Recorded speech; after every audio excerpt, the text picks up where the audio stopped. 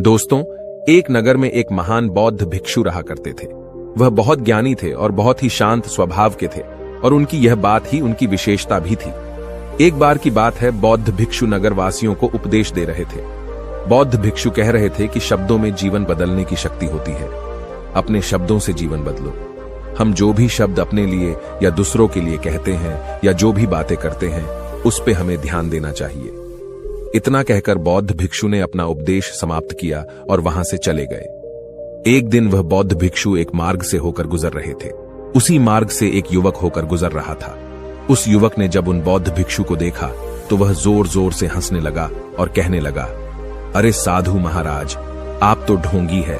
आपके उपदेशों में यह कहने से कि शब्दों में बड़ी ताकत है, आपकी बात सत्य नहीं हो जाएगी। ये सब सिर्फ बातें हैं। भला ऐसे कैसे हो सकता है कि शब्दों से हमारा जीवन बदल सकता है। उस युवक की सारी बातें उन भिक्षुओं ने ध्यानपूर्वक सुनी और उसके बाद वह मुस्कुराते हुए उस युवक से कहते हैं, बेटा, नाद से ही तो यह दुनिया प्रकट हुई है और अच्छे शब्दों के पीछे भी नाद ही होता है जो पूरा जीवन बदल देता है। वह बौद्ध भिक्षु उस युवक से कहते हैं, देखो, मैं तुम्हें अपने अनुभव से बता रहा हूं, लेकिन फिर भी तुम्हें यकीन न हो तो तुम इसे खुद आजमा कर देख सकते हो। उन बौद्ध भिक्षु की यह बात सुनकर युवक थोड़ा सा गंभीर हो गया। उसने काफी देर सोच विचार किया और उसके बाद उन बौद्ध भिक्षु से कहता है, हे गुरुवर, अगर ऐसी बात है तो आप मेरे साथ चलिए। मेरा छोटा भाई है जिसकी उम्र करीब 25 वर्ष है और उसे न जाने क्या हुआ है। वह करीब 3 वर्षों से कुछ भी नहीं करता, बस लेटा रहता है। दिन भर वो कुछ न कुछ सोचता रहता है। उसकी यह हालत देखकर हम सब बहुत परेशान हैं। माता पिता भी बहुत चिंतित रहते हैं। हम सब ने कई तरीके अपनाए, कई योजनाएं अपनाई, लेकिन कुछ भी काम नहीं आया। हमने कई बार उससे बात करने तक की कोशिश की, लेकिन वह हमसे कुछ भी नहीं कहता। परिवार का हर एक सदस्य पूरी तरह से थक चुका है, हार चुका है। आखिर वह क्या करना चाहता है, किसी को कुछ नहीं पता। तो हमारे शब्दों से उसका जीवन क्यों नहीं बदला? और जैसा कि आप कह रहे हैं कि शब्द सचमुच जीवन बदल सकते हैं, तो क्या आप मेरी मदद करेंगे? इस पर बौद्ध भिक्षु मुस्कुराते हुए उस युवक के साथ चल पड़ते हैं। वह युवक उन बौद्ध भिक्षु को एक खेत में ले जाता है और अपने भाई की तरफ इशारा करके कहता है, हे गुरुवर, यही मेरा भाई है जो पूरे गांव में आलस और मक्कारी के लिए मशहूर है। आप कहते हैं कि शब्दों में वह शक्ति है जो हमारा जीवन बदल सकती है। तो क्या आपके शब्द इसका जीवन बदल सकते हैं? अगर यह सत्य है तो आप इसका जीवन बदल कर दिखाएं। उन बौद्ध भिक्षुओं ने उस युवक के भाई को ध्यानपूर्वक देखा। वह एक पेड़ की छांव में आराम से सो रहा था। जब बौद्ध भिक्षु उस युवक के भाई के पास पहुंचे और आराम से उसके सर पर हाथ फिराते हुए कहते हैं, उठो बेटा, बहुत देर हो चुकी है। यह सोने का समय नहीं, यह तो जागने का समय है। उन बौद्ध भिक्षुओं की आवाज सुनकर वह लड़का थोड़ा सा अचरज में पड़ गया। आखिर कौन है जो मुझे इतने प्यार से जगा रहा है? वरना सभी गांव वाले तो मुझे आलसी और मक्कार ही कहते हैं। आखिर कौन है जो मुझे इतना अपनापन दिखा रहा है? उसने आंखें खोली और आंखें मलते हुए उसने पूछा, हे गुरुवर, आप कौन हैं और यहां क्यों आए हैं? इस पर बौद्ध भिक्षु उस युवक से कहते हैं, बेटा, यह प्रश्न तो मैं तुमसे करना चाहता हूं। तुम कौन हो? यही तो तुम्हें जानने की आवश्यकता है। उन बौद्ध भिक्षुओं की बात सुनकर वह लड़का जोर से हंस पड़ता है और कहता है, हे गुरुवर, यदि आपको मेरे बारे में जानना है तो जाइए और गांव के किसी भी सदस्य से पूछ लीजिए। आपको पता चल जाएगा कि मैं कौन हूं। आपसे हर कोई यही कहेगा कि वह तो आलसी है, मक्कार है, तरह तरह के ताने सुनाएंगे, तरह तरह की बातें कहेंगे। इससे आपको यह जरूर यकीन हो जाएगा और आपको यह पता भी चल जाएगा कि मैं कौन हूं। तभी बौद्ध भिक्षु मुस्कुराते हुए उस लड़के से कहते हैं, सबसे पहले मेरी यह बात सुन लो। मेहनती इंसान के खुद के शब्द उसे अंदर तक चोट पहुंचाते हैं। इसलिए कभी भी अपने आप को कोसो मत। अपने शब्दों को सुधारो। और मेरी यह दूसरी बात भी सुन लो। मैंने उन गांव वालों से नहीं पूछा कि तुम कौन हो। मैं तुमसे पूछ रहा हूं कि तुम कौन हो, लेकिन तुमने तो अपनी आदतें मुझे बताई। आलस तुम्हारी पहचान नहीं, तुम्हारी आदत हो सकती है, और इंसान नहीं, उनकी आदतें खराब होती हैं। इसलिए बेटा, तुम आलसी और मक्कार नहीं हो, यह तो तुम्हारी आदत है। बस इतनी सी बात है जो गांव वाले नहीं समझ सकते। ये सारी बातें सुनकर वो लड़का थोड़ा सा आश्चर्यचकित रह गया, क्योंकि गांव वाले हमेशा उसे मक्कार, आलसी और तरह तरह के ताने ही सुनाया करते थे। उन बौद्ध भिक्षुओं की यह बात सुनकर उस लड़के की आंखों में आंसू आ गए। वह तुरंत ही दोनों हाथ जोड़कर उन बौद्ध भिक्षु के चरणों में गिर पड़ा और उनसे कहने लगा, आप सत्य कहते हैं, यह मेरी आदत ही है और मैं इस आदत से बहुत परेशान हूं। मैंने बहुत कोशिशें भी की, लाख उपाय किए, लेकिन मैं अपनी इस आदत से छुटकारा ना पा सका। इन आदतों से बाहर आना बहुत कठिन है। मैंने कई बार आलस छोड़ने का प्रयास तक किया, पूरी कोशिश भी की, लेकिन कोई लाभ नहीं हुआ। मैं जब भी कोई कार्य करने की कोशिश करता हूं तो पता नहीं क्यों मेरा मन कहीं और भागने लगता है।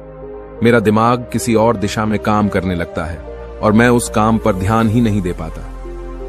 मैं क्या करूं, कैसे करूं, मुझे कुछ भी समझ नहीं आता। जब भी मैं किताबें पढ़ने की कोशिश करता हूं तो मुझे नींद आने लगती है। मन में एक अजीब सा दर्द महसूस होता है। ऐसा लगता है कि मेरा जीवन यूं ही व्यर्थ जा रहा है और जब मैं इस दर्द को बर्दाश्त नहीं कर पाता तो मैं सो जाता हूं, ताकि जब मैं उठूं तो मुझे दर्द न महसूस हो। और अब तो मुझे यह भी यकीन हो चुका है कि मैं इन आदतों से नहीं निकल सकता। ये आदतें मुझे नहीं छोड़ने वाली। इस पर बौद्ध भिक्षु उस लड़के से कहते हैं, बेटा, यदि तुम इस आलस की आदत को छोड़ना चाहते हो तो मैं तुम्हें एक सही उपाय बता सकता हूं, लेकिन उसके लिए तुम्हें कल सुबह मुझे मिलना होगा, तभी वह तरीका मैं तुम्हें बताऊंगा। यदि तुम उस तरीके को सीखना चाहते हो तो कल सुबह मेरे पास चले आना। इतना कहकर बौद्ध भिक्षु वहां से चले गए, लेकिन उन बौद्ध भिक्षु की सारी बातें उस लड़के के कानों में गूंज रही थी। वह यह समझ नहीं पा रहा था कि आखिर वह बौद्ध भिक्षु उसे कौन सा मार्ग दिखाने वाले हैं। वह ऐसा कौन सा उपाय बता देंगे जिससे उसके जीवन से आलस्य हमेशा हमेशा के लिए खत्म हो जाएगा। देखते ही देखते रात हो गई। रात भर वह अपने बिस्तर पर करवट लेता रहा और उन बौद्ध भिक्षु की बातों के बारे में सोचता रहा। इसी प्रकार देखते ही देखते सुबह हो गई और वह लड़का उन बौद्ध भिक्षुओं के पास जा पहुंचा। वह लड़का उन बौद्ध भिक्षु को प्रणाम करता है और कहता है, गुरुवर, जैसा कि आपने कहा था, लीजिए मैं आ गया।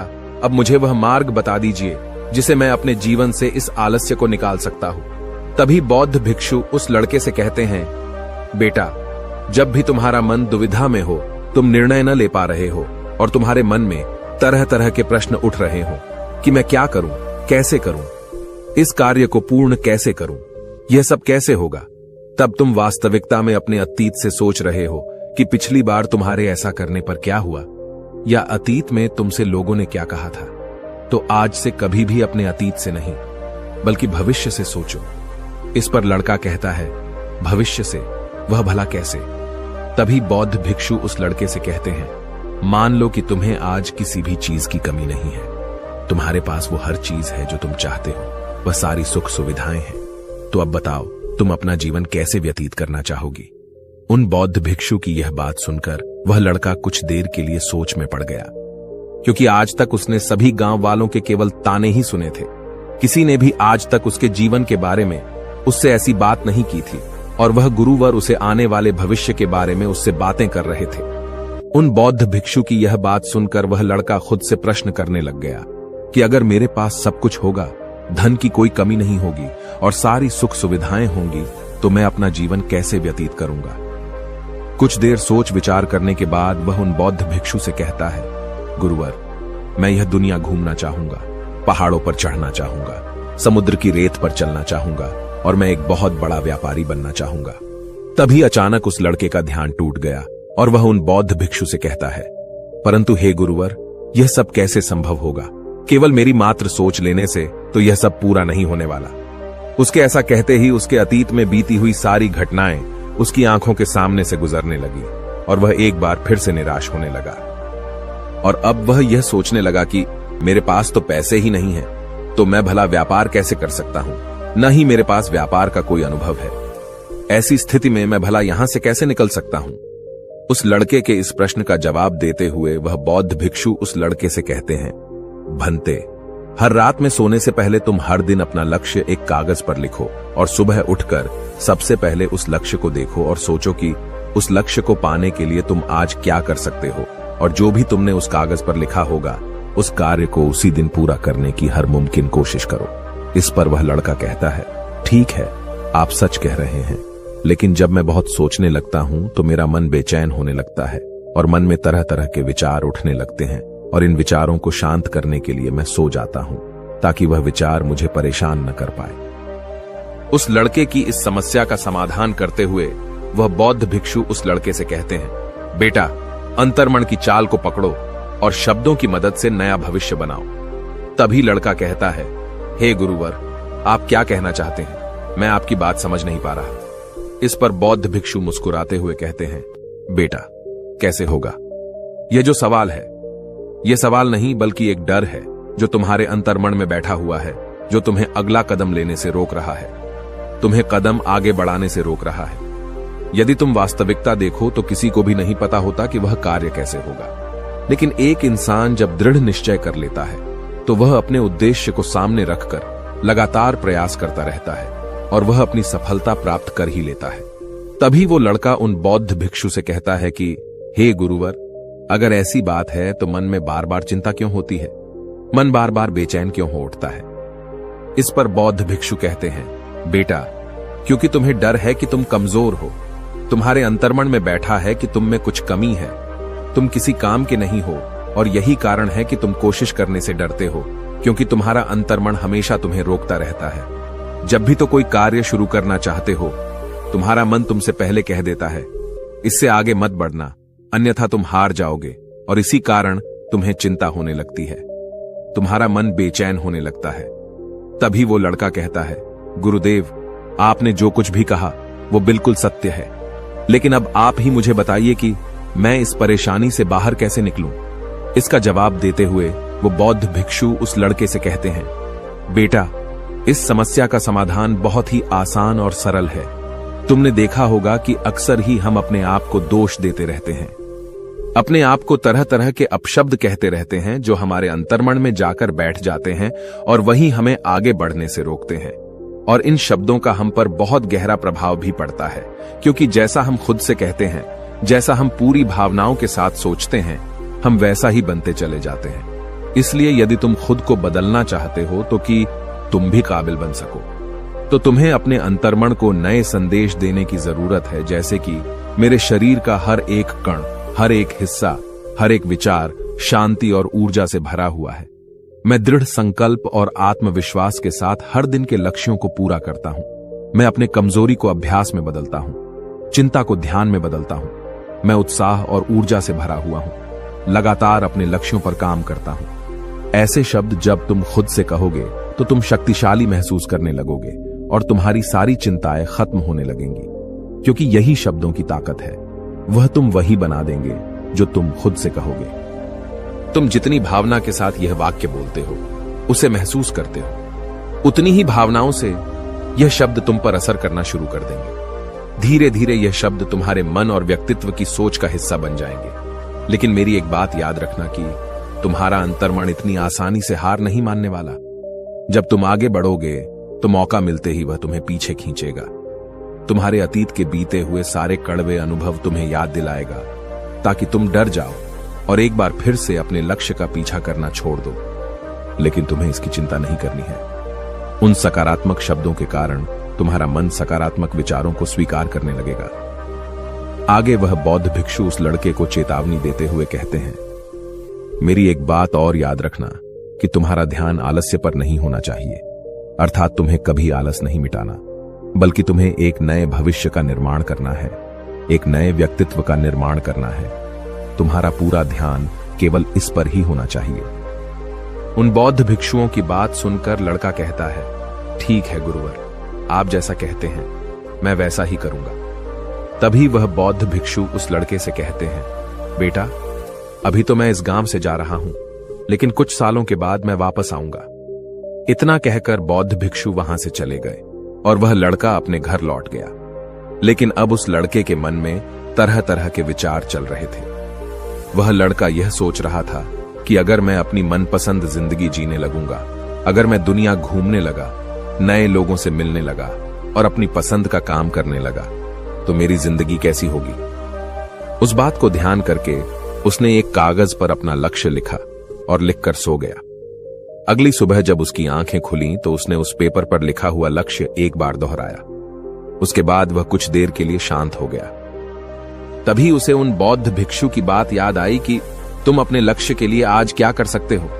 उसने खुद से सवाल किया कि मैं आज अपने इस लक्ष्य को प्राप्त करने के लिए क्या कर सकता हूं। तभी उसे एक बार फिर से उस पेपर की तरफ ध्यान दिया। उस पेपर पर लिखा था कि मैं बाजार जाता हूँ और लोग व्यापार करने की कौन सी चीजें, कौन से सामान लेकर आते हैं। मैं उन चीजों को देखता, उन चीजों को पता करता। वो पढ़ने के बाद तुरंत ही बाजार चला गया। वह अलग अलग दुकानों पर बैठा उन्हें देखा, लेकिन उसे कुछ समझ नहीं आ रहा था, क्योंकि लोग अलग अलग व्यापार कर रहे थे, अलग अलग तरह की चीजें और सामान ले रहे थे, और किसी ने उसकी कोई मदद नहीं की। वह बहुत उदास हो गया और निराश होकर वापस घर लौट आया। तभी उस लड़के को उन बौद्ध भिक्षु की एक और बात याद आई। शब्दों में बहुत ताकत है और शब्द हमारा जीवन बदल सकते हैं। उसे वह सकारात्मक विचार याद आए। वह उन्हें सुबह शाम दोहराने लगा और अब से वह हर दिन ऐसा ही करता। देखते ही देखते 1 महीना बीत चुका था, लेकिन अब तक उसके जीवन में कोई बदलाव नहीं आया था। अब वह लड़का यह सोचकर निराश होने लगा था कि उसके जीवन में तो कुछ भी परिवर्तन नहीं हो रहा। लेकिन 1 महीने के बाद उसे महसूस हो रहा था कि वह पहले से अच्छा महसूस कर रहा है। उसका दिमाग अब अच्छी तरह से सोच पा रहा है। वह पहले से ज्यादा चलने फिरने लगा है।